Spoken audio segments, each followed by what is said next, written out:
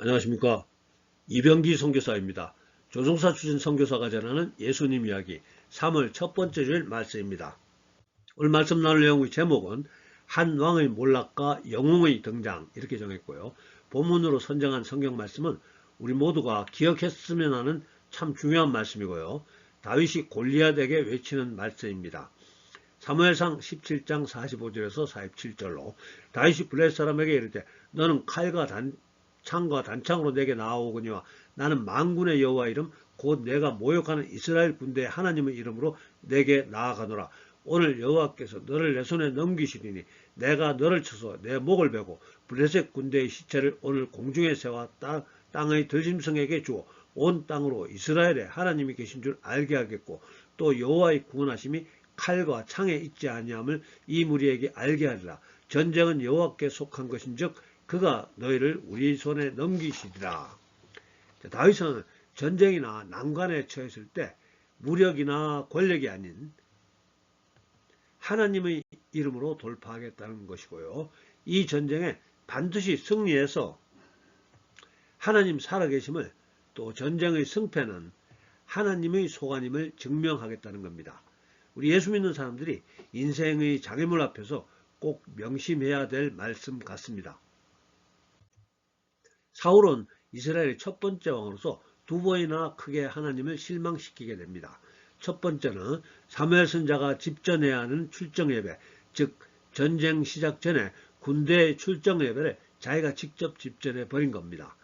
하나님은 사울에게 사무엘 선지자가 올 때까지 기다렸다가 출정 예배 드리라고 명령하셨음에도 사울은 그 명령 지키지 않고 자기가 그냥 예배를 집전했습니다. 즉 하나님은 고대 이스라엘 민족의 정치 지도자와 종교 지도자를 철저히 구분해서 한 사람의 견제 없는 독재 체제를 만드는 것을 언급했다고 볼 수 있습니다. 사무엘이 사울에게 이르되 왕이 망령되이 행하였도다. 왕이 왕의 하나님 여호와께서 왕에게 내리신 명령을 지키지 아니하였도다. 자, 이어지는 사무엘의 말은 하나님이 사울이 아닌 다른 사람을 왕으로 세울 것임을 선포합니다. 두 번째는 하나님이 사울에게 아말렉 족속을 진멸하라고 명령하셨습니다. 사무엘 선지자가 하나님 말씀을 대언하는데요. 사무엘상 15장 3절 지금 가서 아말렉을 쳐서 그들이 모든 소유를 남기지 말고 진멸하되 남녀와 소와 젖먹는 아이와 우양과 낙타와 나귀를 죽이라 하셨나이다 하니, 이와 같이 하나님이 어떤 족속을 아이들과 가축까지 진멸하라고 명령하셨다는 것은 하나님의 특별한 뜻이 있다는 겁니다. 우리가 임의대로 이러쿵저러쿵 해석할 수가 있는 문제가 아니라는 거죠. 예를 들어 하나님이 나무나 돌이나 금으로 우상을 만들어 섬기지 말라고 하면 그냥 그 말씀대로 순종해야 합니다. 하나님이 동성애를 하지 말라고 하면 그냥 하지 말아야 합니다. 하나님이 우리에게 어떤 것은 하라 또 어떤 것을 하지 마라 하시는 것은 다 이유가 있다는 것이죠. 그러니까 하나님이 아말렉을 진멸하라고 하신 이 전쟁에는 우리가 다 알 수 없는 영적인 의미가 포함되어 있다고 생각해야 합니다. 어쩌면 하나님을 두려워하지 않는 아말렉의 영이 유전되어 대를 이어 내려가는 것을 끊으시려는 하나님의 전쟁으로 해석해야 된다는 겁니다. 그럼에도 불구하고 사울왕은 하나님의 명령을 어기고 아말렉 왕을 죽이지 않고 포로로 잡아왔고요. 가축도 살찌고 튼튼한 것들을 따로 모아서 데리고 왔다고 합니다. 사울왕이 사무엘 선지자에게 이렇게 변명합니다. 그 진멸할 가축 중에서 가장 좋은 것은 하나님께 제사 지내려고 끌고 왔습니다. 그러나 그렇게 대답할 것이 아니고 당장 무릎을 꿇고 잘못했다고 해야 했었습니다. 사무엘 선지자의 책망의 말씀인데요. 사무엘이 이제 여호와께서 번제와 다른 제사를 그의 목소리를 청종하는 것을 좋아하심같이 좋아하시겠나이까. 순종이 제사보다 낫고 듣는 것이 순양의 기름보다 나으니. 자, 하나님의 뜻은 하나님께 순종하는 것이 제사 지내는 것보다, 즉 예배 드리는 것보다 훨씬 더 중요하다는 겁니다. 자, 계속되는 사무엘의 책망은 하나님의 말씀을 거역하는 우상 숭배와 동일한 죄를 범하는 것이라고 하면서 왕이 여호와의 말씀을 버렸으므로 여호와께서도 왕을 버려 왕이 되지 못하게 하셨나이다.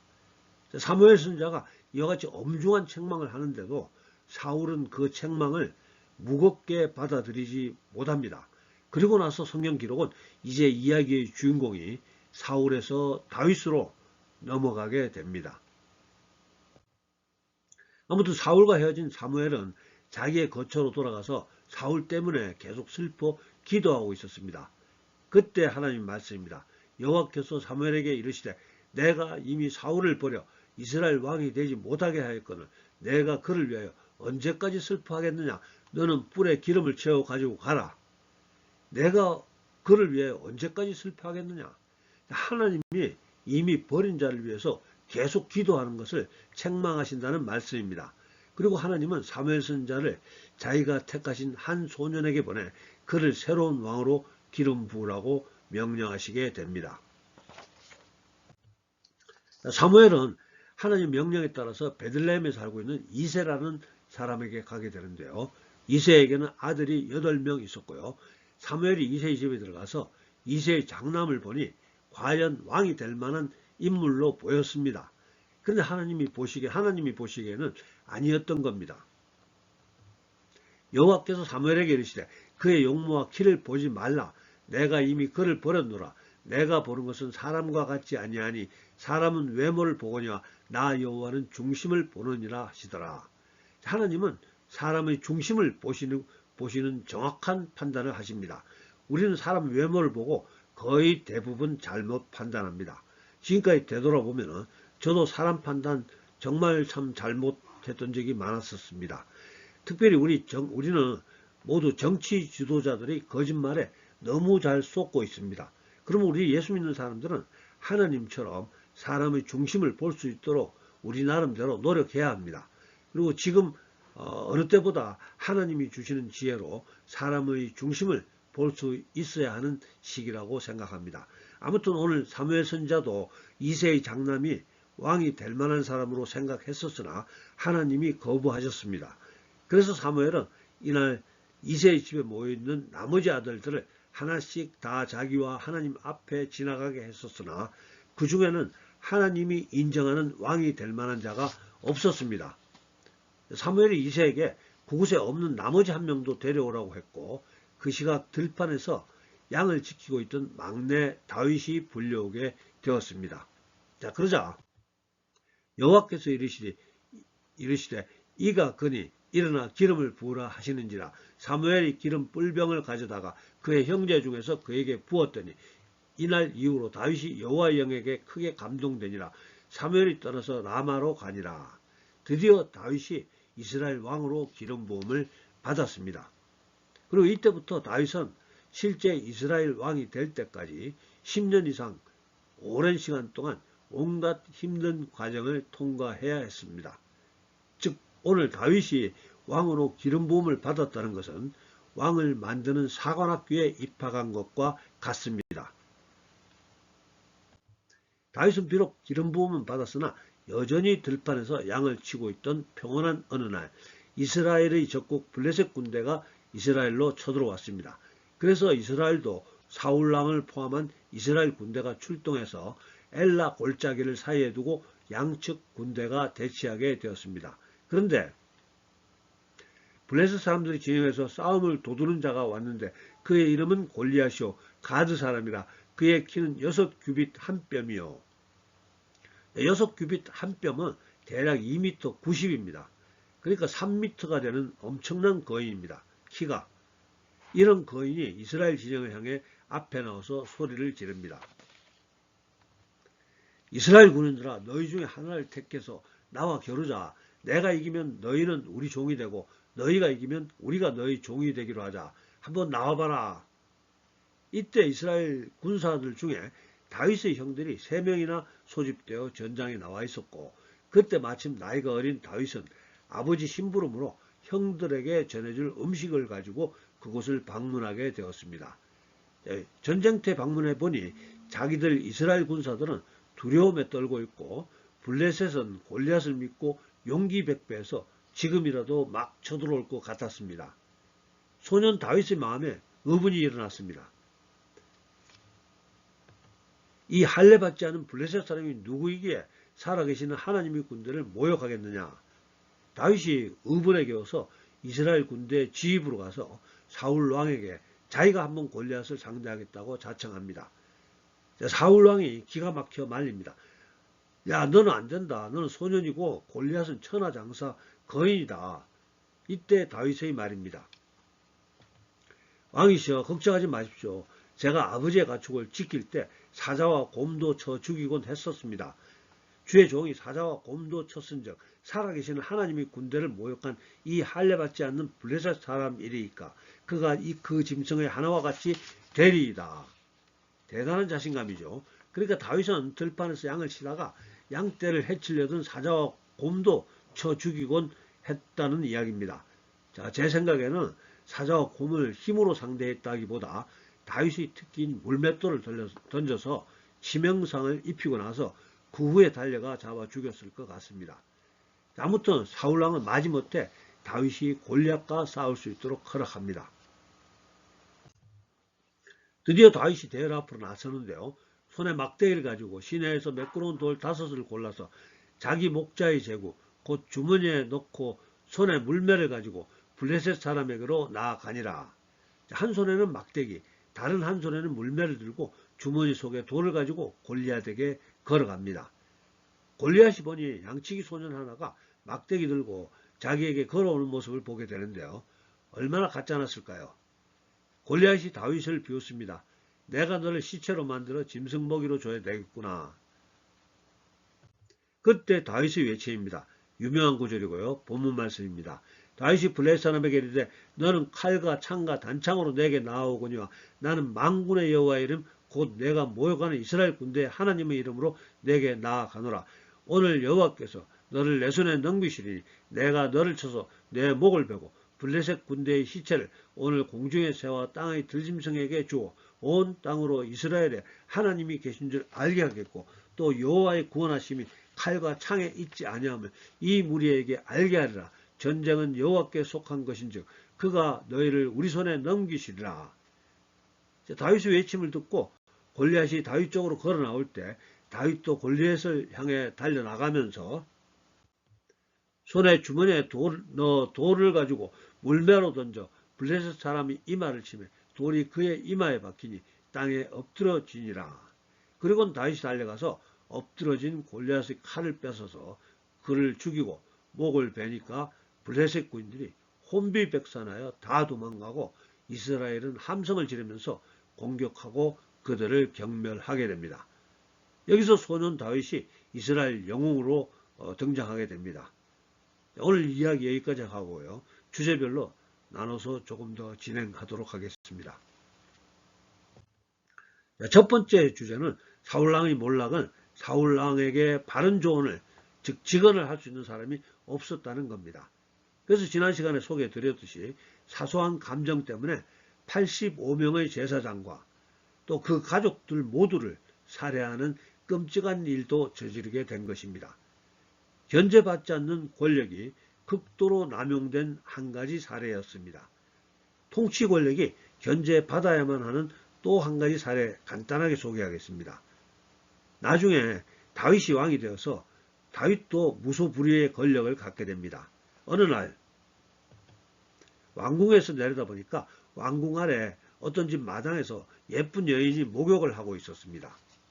사람을 보내 데려와서 동침을 했는데 불행히도 임신이 되었습니다.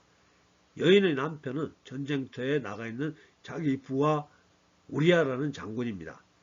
다윗은 전쟁터의 최고사령관에게 은밀히 지시해서 우리아 장군을 최전방에 보내놓고 다른 병력은 몰래 후퇴시켜서 우리아 장군을 죽게 만들라고 시킵니다.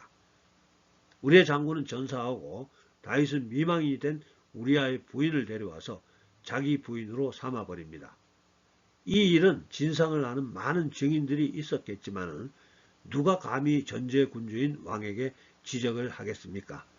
그때 나단 선지자가 하나님의 명을 받아서 다윗에게 가서 이 일에 대해 하나님의 말씀을 전합니다. 어찌 내가 나를 업신여기고 이와 같은 일을 저질렀느냐? 내가 너와 내 집에 재앙을 일으키고 내가 내 눈앞에서 내 아내를 빼앗아 내 이웃들에게 주리니 그 사람들이 내 아내들과 더불어 백주에 동침하리라. 너는 은밀히 행하였으나 나는 온 이스라엘 앞에서 백주의 이 일을 행하리라 하셨나이다 하니. 자, 나단 선지자로부터 하나님 말씀을 전해들은 다윗은 바로 나단 선지자 앞에 무릎을 꿇고 죄를 자복하게 됩니다. 자, 무릎을 꿇고 죄를 자복한다는 것이 바로 다윗이 사울과 다른 점입니다. 사울 같으면, 아니 또 저 같으면은 온갖 변명을 하면서 자기가 저지른 죄를 합리화시켰을 것 같습니다. 하나님, 그 여자가 저를 유혹하는 바람에 제가 어쩔 수 없었다니까요. 아무튼 다윗은 나중에 죄에 대한 대가로 엄청난 고통의 시기를 겪게 됩니다. 즉, 자기 아들 압살롬이 자기에게 반역을 하고 왕궁을 차지한 다음 백주 대낮에 아버지 다윗의 후궁들을 신하들이 보는 앞에서 왕궁 옥상에서 범하는 일도 당하게 됩니다. 엄청나죠? 아무튼 다윗은 나단 선지자를 통한 하나님의 책망을 기꺼이 받아들여 계속해서 은혜의 자리에 거할 수 있게 됩니다. 또한 우리는 다윗이 자기의 죄로 인해서 겪었어야 하는 하나님의 징계를 담담히 받아들임으로써 하나님 마음에 꼭 맞는 사람이라는 칭찬을 듣게 됩니다. 내가 이새의 아들 다윗을 만나니 내 마음에 맞는 사람이라 내 뜻을 다 이루리라 하시더니, 다윗은 나단 선지자를 통해서 주시는 하나님의 책망에 무릎을 꿇고 회개함으로써 다시 하나님의 은혜 안에 거할 수 있게 되었다는 겁니다. 할렐루야. 두 번째 주제는 하나님이 어떤 사람을 택한다는 것 또는 기름 부음을 주신다는 것이 금방 그 사람을 사용하신다는 의미가 결코 아닙니다. 즉 다윗의 경우에는 이제부터 왕으로서 자격이 충분해질 때까지 훈련이 시작된다는 의미였습니다. 즉 그 과정을 잘 수료해야만 왕으로서의 소명을 잘 감당할 수 있다는 것입니다. 저도 이미 오래전에 택함을 받았고 기름 부음을 받았었지만 오랫동안 제가 기대했던 사역에는 미치지 못함을 고백할 수밖에 없네요. 부끄럽지만 저는 제가 기대했던 사역자로서의 자격이 충분해지지 못했다는 것을 늦게서야 깨닫게 되었습니다. 하나님이 가장 공정하고 정확하게 평가해주는 평가관이십니다. 하나님이 자기 백성을 훈련시켜 주셨던 가장 모범적인 사례는 아마 야곱이 아닌가 생각이 되는데요. 야곱은 아주 교활한 사람이었죠. 그럼에도 그는 하나님의 축복을 갈망하고 또 갈망했습니다. 하나님의 축복을 받기 위해 형을 2번이나 속이고 장자의 축복권을 빼앗았죠. 그러나 그 축복이 금방 자기 것이 되지 않았습니다. 20년 외삼촌 집에서 노예와 같은 생활을 했습니다. 그리고도 나머지 일평생 험난한 세월을 보내야 했습니다. 나중에 그가 애굽의 바로왕 앞에 서게 되는데요. 바로왕이 야곱에게 이런 질문을 합니다. 당신 연세가 얼마요? 야곱이 바로에게 하는데 내 나그네 길의 세월이 130년이니이다. 내 나이가 얼마 못되니 우리 조상의 나그네 길의 연주에 미치지 못하나 험악한 세월을 보내었나이다 하고, 자, 그러니까 야곱은 평생 하나님께 연단을 받았습니다. 제가 아는 많은 크리스천들이 평생 연단을 받습니다. 다 하나님의 깊은 뜻이 있었을 것입니다. 그렇게 평생의 연단으로 야곱은 이스라엘 민족의 조상이 됩니다. 야곱의 이름도 이스라엘로 변하게 되는 겁니다. 자, 사랑하는 여러분, 혹시 여러분 중에 분명한 하나님의 택함을 받고 기름 부음을 받았음에도 오랫동안 연단만 받고 있다고 생각되는 분이 있을 것입니다. 너무 실망하지 마시고 포기하지 마시고 끝까지 가시기 바랍니다. 하나님이 여러분에게 부여하시는 소명이 크면 클수록 연단이 기간이 길다고 합니다. 어떤 분들은 평생 연단만 받다가 천국으로 가시기도 합니다. 오늘 말씀 정리합니다. 이스라엘의 첫 번째 왕 사울왕이 하나님께 버림받게 되는 두 가지 장면 기억해 보았습니다. 하나는 제사장이 주관해서 드려야 하는 예배를 자기가 드렸습니다. 또 하나는 하나님의 명령에 자기 마음대로 해석해서 온전히 순종하지 못했습니다. 그래서 결국 하나님으로부터 버림받고 왕위가 다윗으로 넘어가게 됩니다. 또 하나의 주제는 하나님의 택함을 받는다는 것, 기름 부음을 받는다는 것은 하나님의 훈련 과정에 입학하는 겁니다. 즉 하나님이 주시는 소명을 완수할 수 있는 사람으로서 성장이, 교육이, 훈련이 시작된다는 겁니다. 사랑하는 성도 여러분, 혹시 여러분 중에 분명한 하나님의 부르심을 받고 기름 부음을 받고 오랜 기간 어려움을 겪고 있으신 분들이 분명히 있습니다. 하나님이 때를 기다리면서 하나님이 주시는 훈련을 잘 감당하실 수 있기를 축복합니다. 또 우리가 그런 분들 보면은 그분들이 자기의 훈련 과정을 잘 통과할 수 있도록 격려해 주시기를 예수님 이름으로 축복합니다. 기도하겠습니다. 사랑하는 풍성하신 아버지 하나님, 오늘도 사랑하는 주의 자녀들 함께 예배드릴 수 있게 하심을 감사합니다. 특별히 오늘 몰락해가는 사울왕과 새롭게 등장하는 다윗을 비교해보며 하나님의 뜻을 생각해 볼 수 있어 감사합니다. 아버지 하나님, 오늘 이 말씀 듣는 우리들 하나님께서 환경과 사람을 통해서 우리에게 말씀하고 계심을 알게 해 주시옵소서. 또한 환경과 사람을 통해 우리에게 주는 책망의 말씀에 변명하지 않고 바로 무릎 꿇고 회개할 수 있는 다윗과 같은 정직한 마음을 허락해 주시옵소서. 또한 우리 중에 오래전에 하나님의 부르심을 받고 또 기름 부음을 받았음에도 하나님께 쓰임받지 못하고 연단만 겪고 있는 하나님의 사람들이 있습니다. 아버지 하나님, 연단만 겪고 있는 하나님의 사람들 불쌍히 여겨 주시옵시고 그 연단의 과정을 다윗과 같이 순종으로 잘 이겨내고 하나님 나라를 위해서 하나님의 용사로 귀하게 쓰임받을 수 있도록 축복해 주시옵소서.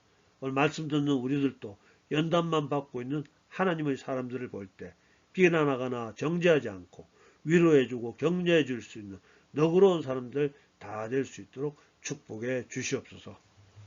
지금은 우리 구주 예수님의 은혜와 아버지 하나님의 극진하신 사랑과 성령님의 감동과 교통하심이 오늘 예배에 참석한 우리 모두에게 또 우리들의 가정과 일터와 섬기는 교회 위에 지금부터 영원토록 함께하여 주셨기를 간절히 축원하옵나이다. 아멘. 예, 감사합니다. 할렐루야. 다음 주에 뵙겠습니다.